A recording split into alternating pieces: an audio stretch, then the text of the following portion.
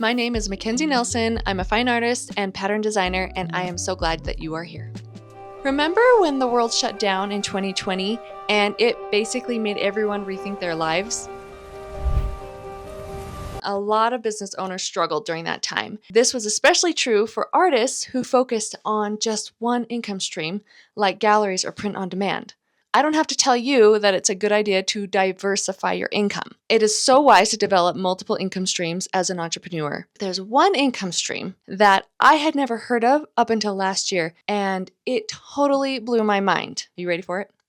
It's called art licensing. Have you ever thought about who made the original wall art that Target sells in their home decor department? What about the floral design on your favorite notebook or planner, or the patterns on your Swedish dishcloths? Basically, every pattern or piece of art that you see around you was created by someone. That's a no-brainer. We know that. But that person is likely getting paid for its use. So how does this work exactly? Let me tell you. An artist creates an artwork like a painting or a pattern or a collection of paintings or patterns, and then licenses that artwork to a company for a royalty or flat fee. They sign a contract, and in that contract there are several specifics defined, such as how long the license lasts, say a year or 2 years or 3, what countries or regions the license covers, like the USA or Canada, how much the royalty or flat fee will be, and so on. It's important to note that as the artist, you still own the copyright.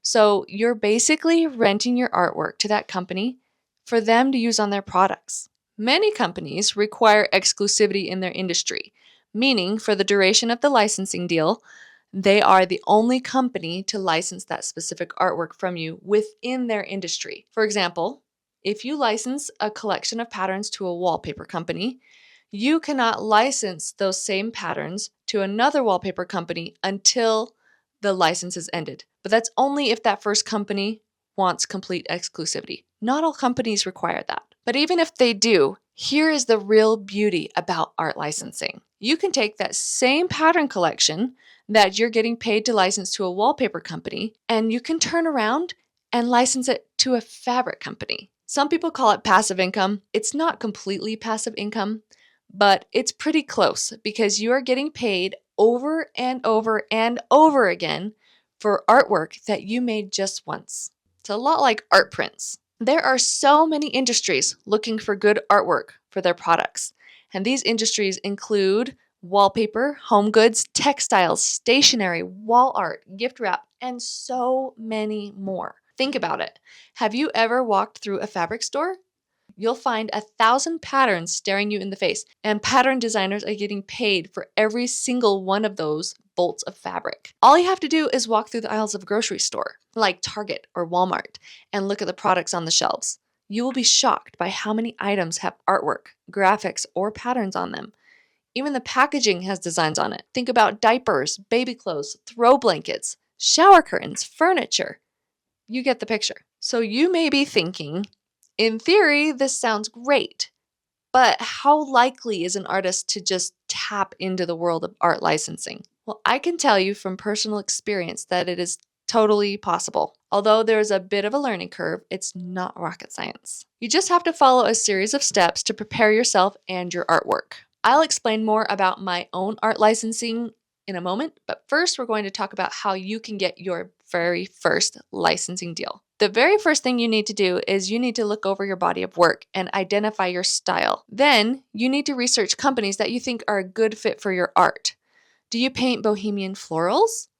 Find a company that sells wall art with a similar aesthetic or feel. Are you creating digital art or hand-lettered designs within Procreate? Try the greeting card companies. There are a lot of them out there. You are not limited to just one industry. The point is to find the types of industries that your artwork fits well with. Once you've narrowed that down, you're going to create a digital portfolio using a program like Canva or Adobe InDesign.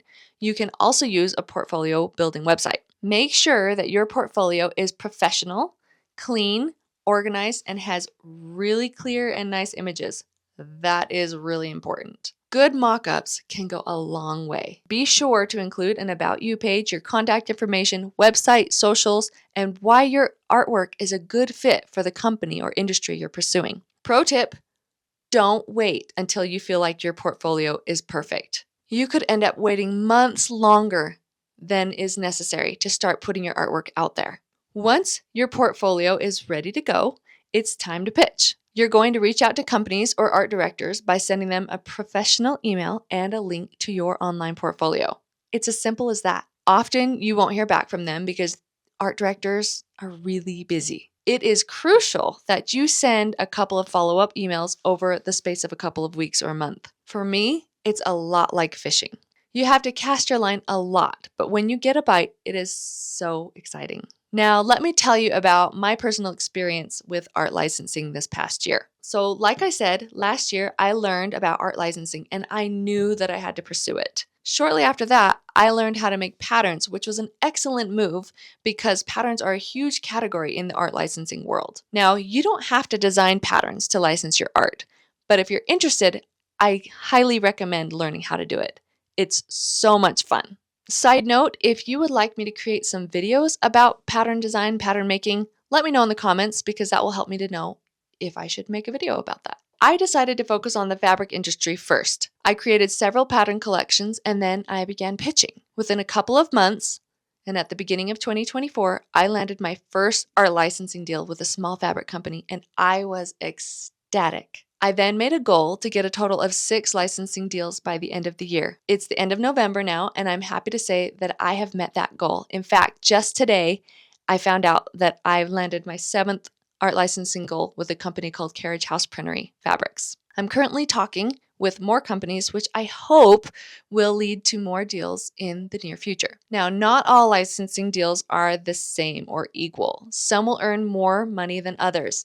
And some, I've learned, may not earn any at all. But that's why it's important to work towards multiple art licensing deals. There's a lot of trial and error. I'm still in the first year of my art licensing journey, which means the royalties have not been built up yet, and I'm learning about which companies and industries are most worth my time to pursue. But with as much work as it has required, I absolutely love it, and I am extremely passionate about it. I have designs and collections with several fabric companies. The third, like I said, just landed today. I have wallpaper collections with Loomwell and Muse and with a Canadian wallpaper company, which is not announced yet, so I won't say the name. I also recently licensed 19 paintings to a home decor company for wall art. It hasn't gone live yet, so I don't think I can say the name of that company either, but it's pretty exciting. Seeing my artwork and designs on the websites of these companies is so fulfilling and rewarding. And did I mention exciting? I'm looking so forward to growing the art licensing side of my business. A few more tips about art licensing that I'm going to mention. Number 1, connecting with companies is like building relationships. Some connections take time, and a no right now may turn into a yes later, so don't give up on those companies. Number 2, there are professionals called art licensing agents who you can work with if you don't want to do the pitching yourself. I've never worked with one, but I've thought about it. They usually take 30 to 50% of your art licensing income, which may feel like a lot, but I know a lot of artists who prefer that over doing it on their own because then they can spend more time creating the artwork while someone else pitches for them. Number 3, art licensing is not for you if you are looking for a get-rich-quick solution. It is a long game. For me, I figure I'm already making the art, and the time is going to pass anyway, so I might as well build up an art licensing income on the side. Number 4, art licensing is for you if you want to see your artwork out in the world in ways that you didn't think were possible before. Art licensing is a fantastic revenue stream. It does take time to build. But as your licenses build up, you can create a nice semi-passive income to help support you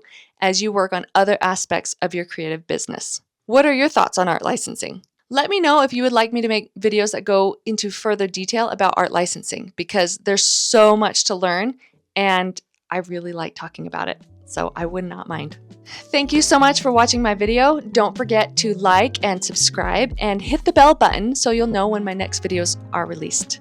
If you'd like to sign up for my newsletter, then click the link in the description below. Bye!